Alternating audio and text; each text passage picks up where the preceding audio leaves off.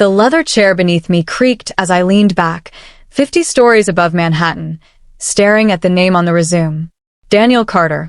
My older brother.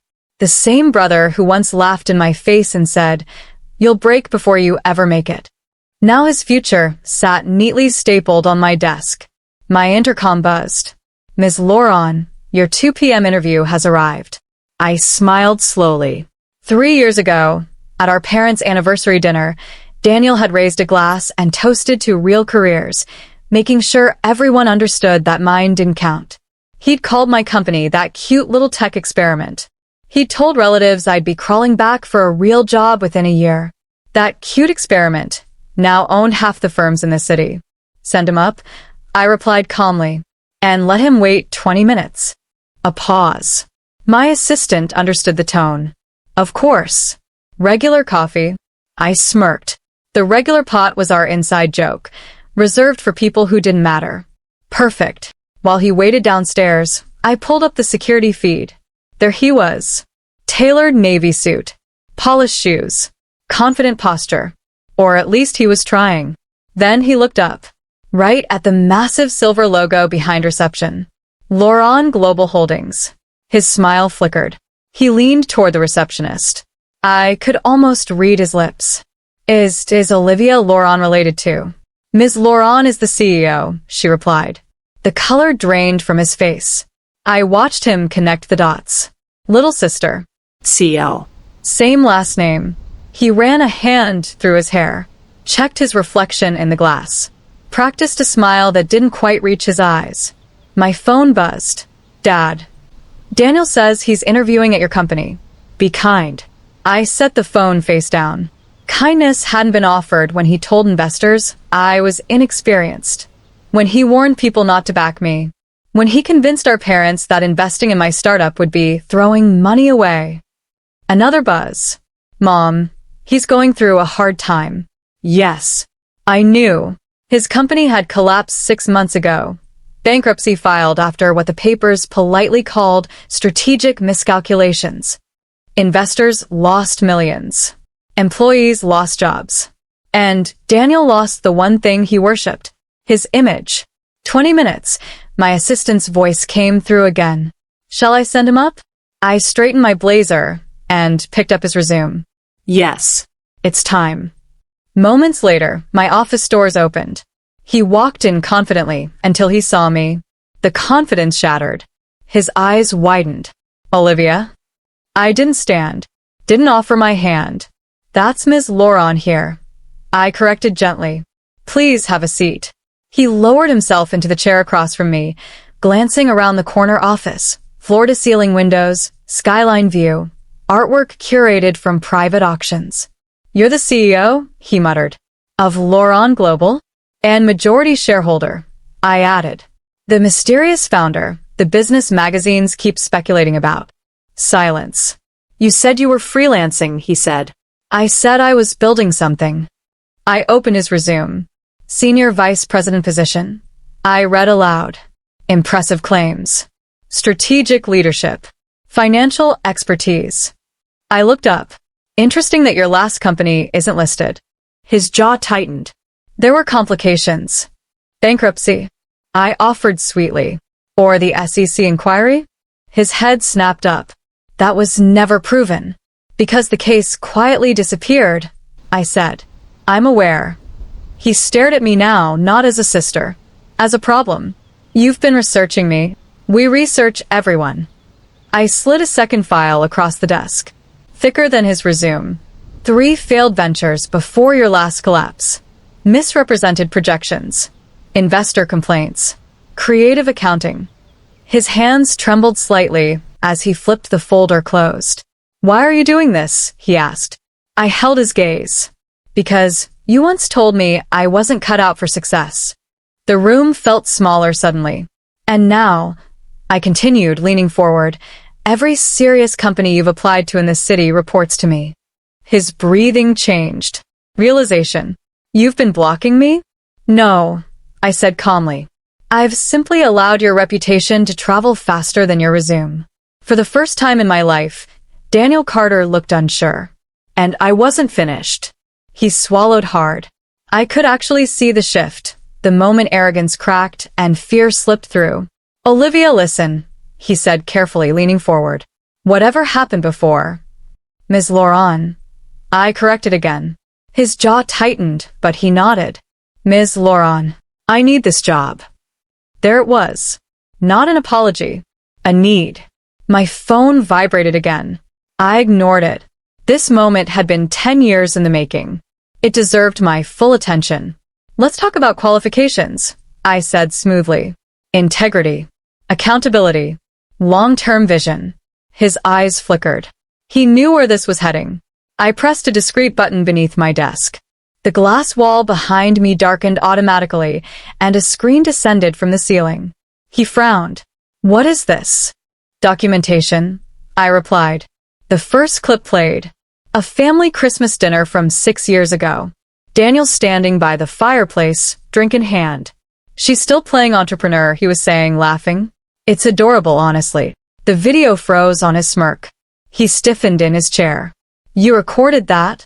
I keep records, I said calmly. Another clip. Dad's retirement party. Invest in her?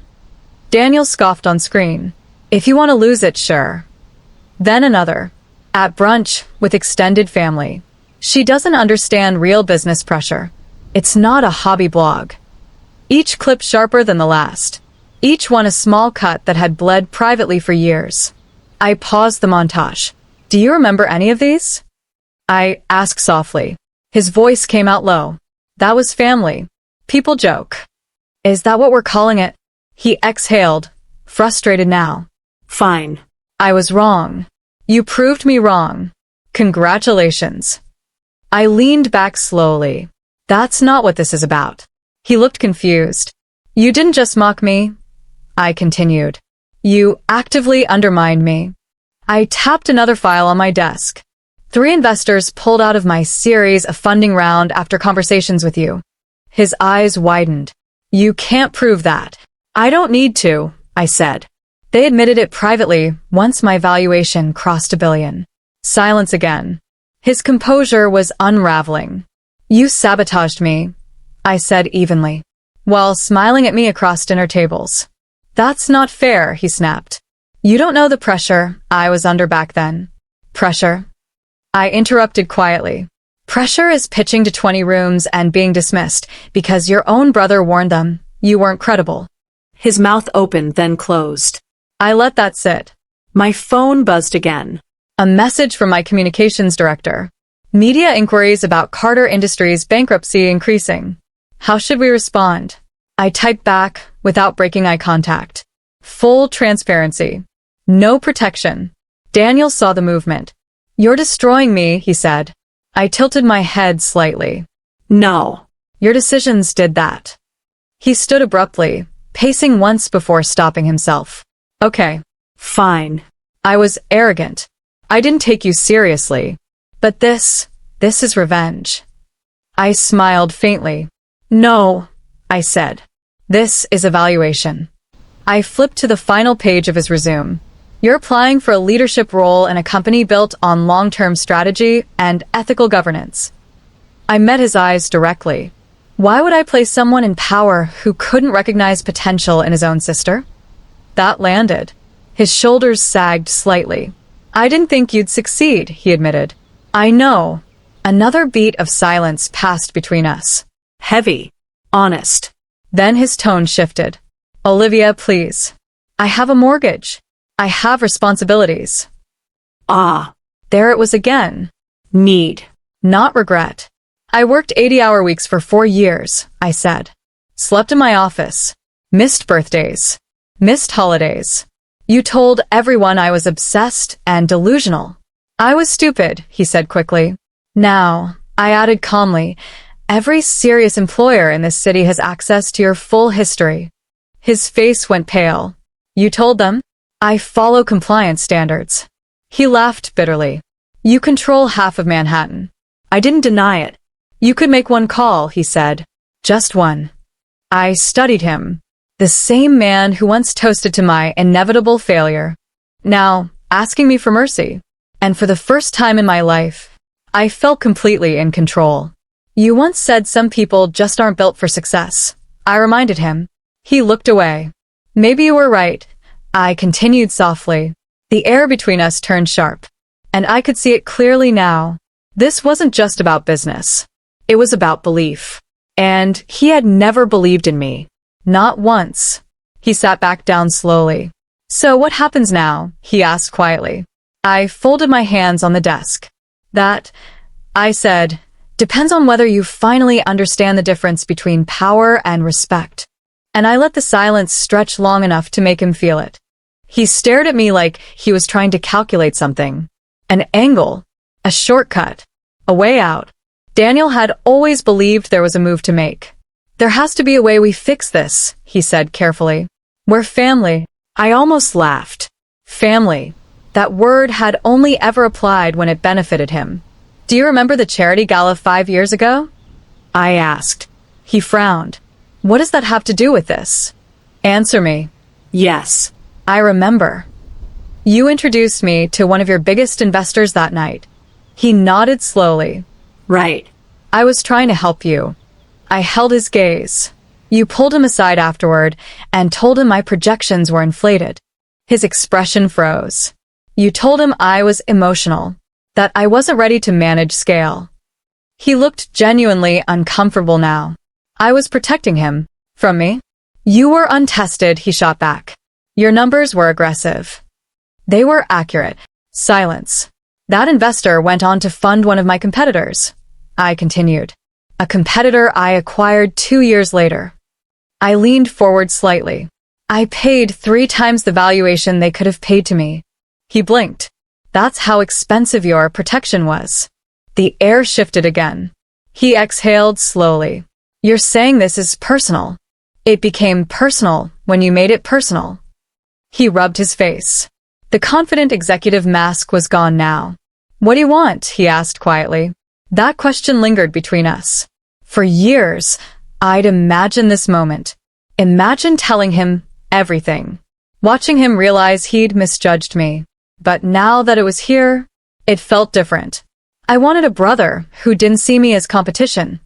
I said honestly. I wanted support. Or, at least neutrality. He shook his head slightly. You were always so intense. So driven. It felt like you were trying to prove something. I was, I said calmly. Because you kept telling me I couldn't. That hit. He looked down at his hands. My company didn't fail because of arrogance, he said after a moment. The market shifted. We had bad timing. You over-leveraged, I corrected. You dismissed internal warnings. You ignored compliance flags. He didn't argue.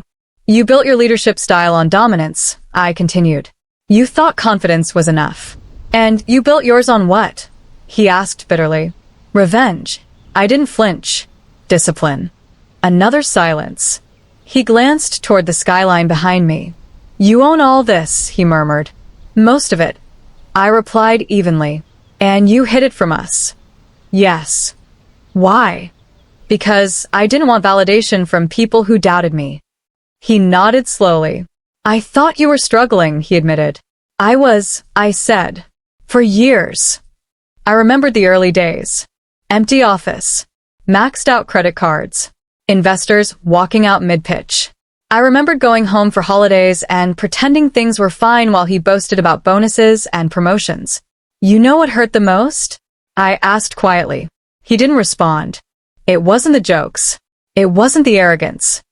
I held his eyes. It was when you told Mom and Dad not to back me. His throat tightened. You said I wasn't capable of handling responsibility. His voice dropped. I didn't think you could. I know. That honesty felt sharper than any insult. My phone buzzed again. Board meeting reminder. 3 p.m. Time was moving. He noticed. You're really going to walk into that boardroom after this, he said. Yes. And I'm just done? I studied him carefully. For years, you defined success for everyone around you, I said. Titles. Appearances. Public wins. I stood up slowly. But real power, I continued, is quiet. It doesn't announce itself at dinner tables.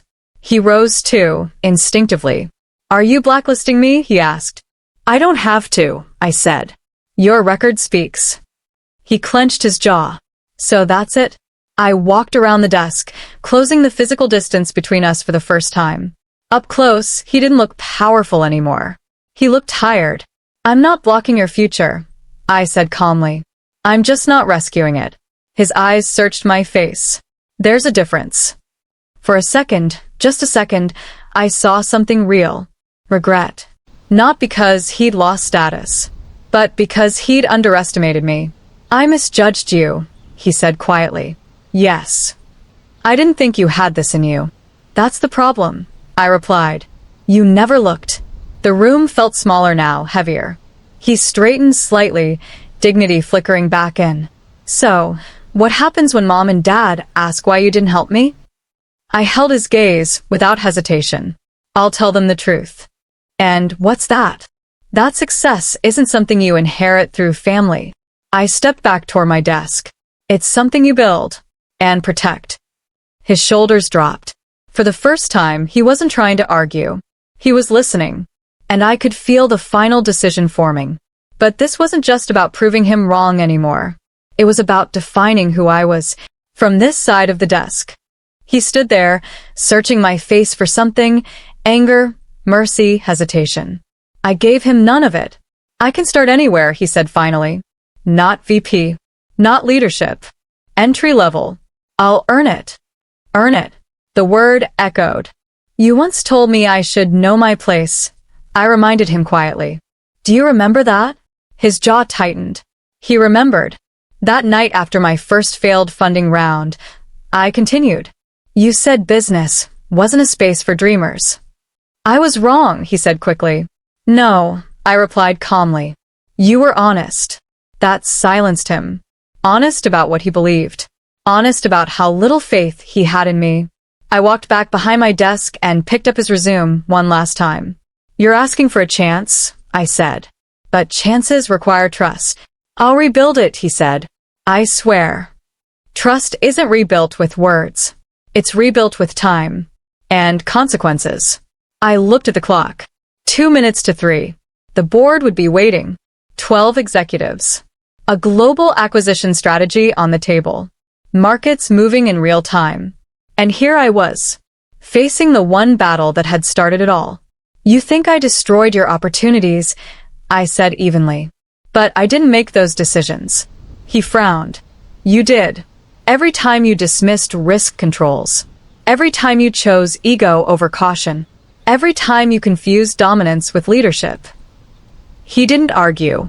That told me more than anything else. I pressed a button on my desk. A quiet mechanical hum filled the room as the sleek, built-in shredder activated beside me. Slowly, deliberately, I fed his resume into it.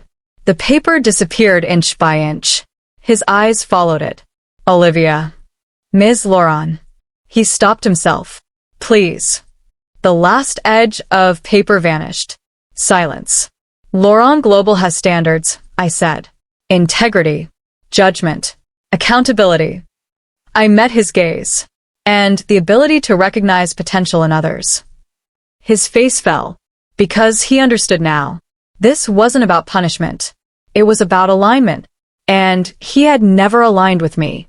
I can change, he said quietly. Then change, I replied. Just not here. The words hung between us. Final. He stood motionless for a moment, absorbing it. You're really not going to help me, he said. I am helping you, I answered. He looked confused. I'm forcing you to rebuild without shortcuts. Without family leverage. Without someone else absorbing the consequences. That's harsh. So was 10 years of doubt. We stared at each other, no longer siblings in a childhood rivalry. Two adults. Two different philosophies. You always wanted to prove something, he said softly. Yes, I admitted. And you did.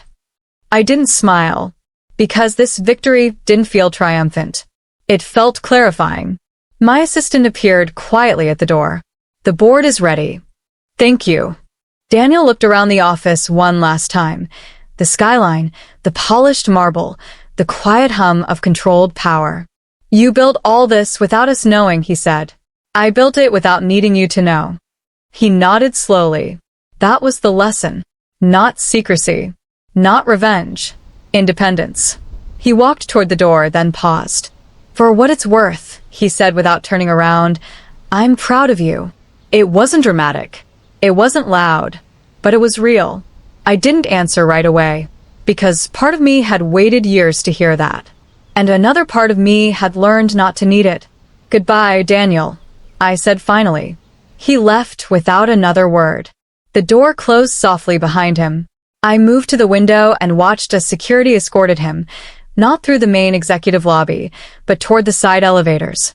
Not humiliating, just different. His shoulders were straighter than before. Not defeated, just stripped of illusion. My phone buzzed again. Dad, please reconsider. He's your brother. I typed back. He still is. Then I slipped the phone into my pocket and gathered my presentation folder. Because here's the truth no one talks about. Revenge feels powerful for a moment. But control?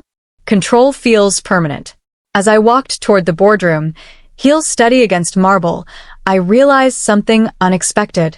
This wasn't the moment I destroyed my brother. It was the moment I stopped trying to earn his approval. And sometimes, the greatest shift in power isn't shutting someone out. It's realizing you no longer need them to believe in you. The boardroom doors opened. 12 executives looked up. Good afternoon, Ms. Laurent. I stepped inside. Calm, composed, certain. Let's begin. Because success, from this side of the desk, isn't loud. It doesn't argue. It doesn't beg. It builds. And it remembers. The presentation lasted 90 minutes. Acquisitions approved. Expansion strategy aligned. Market projections adjusted. Millions moved with signatures and quiet nods. Not once did my voice shake. Not once did my focus drift. But when the boardroom finally emptied and the doors closed behind the last executive, I allowed myself a single breath. It wasn't relief. It was clarity. My assistant stepped in softly. Your brother has left the building. Of course he had. Did he say anything? I asked. She hesitated. Just thank you. That surprised me. For what? He said. Tell her I understand. I nodded once. Understood what? That power isn't inherited? That arrogance compounds interest? Or that the person you underestimate today might control your tomorrow? I walked back into my office. The skyline looked the same. The city still hummed 50 stories below. But something inside me felt different. For years, I'd imagined crushing him, embarrassing him, making him feel as small as he'd made me feel. But standing there now, I didn't feel victorious. I felt finished. My phone buzzed again. Mom. I answered this time. Olivia, she said carefully. How did it go? He interviewed. I replied evenly. And I didn't hire him. Silence. A long one. You could have helped him, she said softly. I did, I answered. Another pause. How? I didn't protect him from the consequences of his decisions. Mom exhaled slowly. Not angry. Not disappointed. Just processing. He's struggling, she said. So did I. That wasn't bitterness. It was fact. I ended the call gently and set the phone down. For years, Daniel had believed success was dominance. Titles. Public praise. Applause at dinner tables. But real success? It's resilience. It's discipline when no one's watching. It's building quietly while others are busy announcing. I walked to my desk and opened a secure folder. A draft internal memo. Subject: Leadership Development Initiative. I began typing. Effective immediately, Laurent Global will launch a second chance executive mentorship program. Candidates with prior business failures may apply under strict ethical review and probationary oversight. I paused, then added one more line. Performance will determine permanence, not reputation. I wasn't offering him a job, but I wasn't becoming him either. Because power isn't about blocking doors. It's about deciding which ones deserve to open. I saved the document. Outside, Manhattan glittered as the sun began to lower, glass towers catching gold light. Somewhere down there, My brother was probably walking without the armor he'd worn for years. And maybe for the first time, learning how to build without shortcuts. I picked up my blazer and headed toward the elevator. Not angry, not triumphant, just steady. Because the real shift today wasn't that I proved him wrong. It was that I no longer needed to. And that's what success truly looks like.